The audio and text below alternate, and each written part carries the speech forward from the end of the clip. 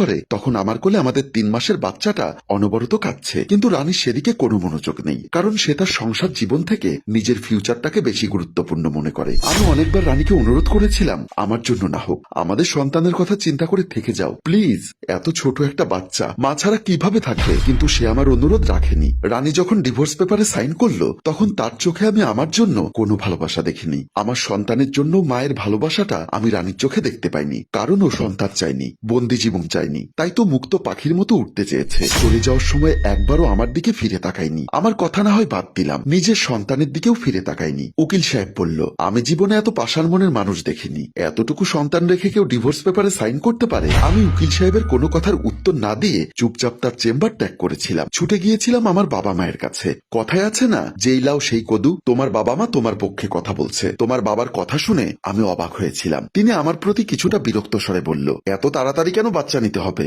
আমার মেয়েটা তো পড়াশোনা করতে চেয়েছিল, তুমি আমার মেয়ের ভবিষ্যতের কথা চিন্তা না করে ওর জীবনটা নষ্ট করে দিয়েছ। ও যদি স্বাধীনভাবে বাঁচতে চায় তাহলে আমরা কি করব?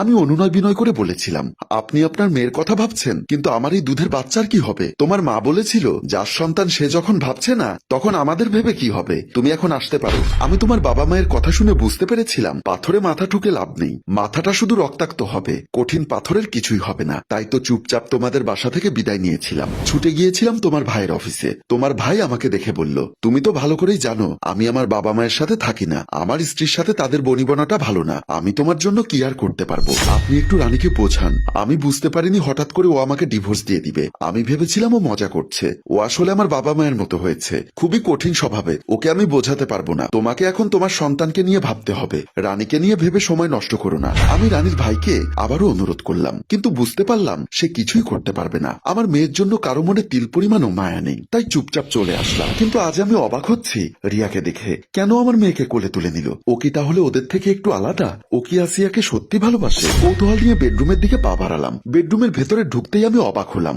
রিয়া আসিয়াকে ফিডারের দুধ খাওয়াচ্ছে আর ওর সাথে কথা বলছে। দেখে আমার চোখে পানি চলে আসলো। আসিয়াও চুপচাপ দুধ খাচ্ছে।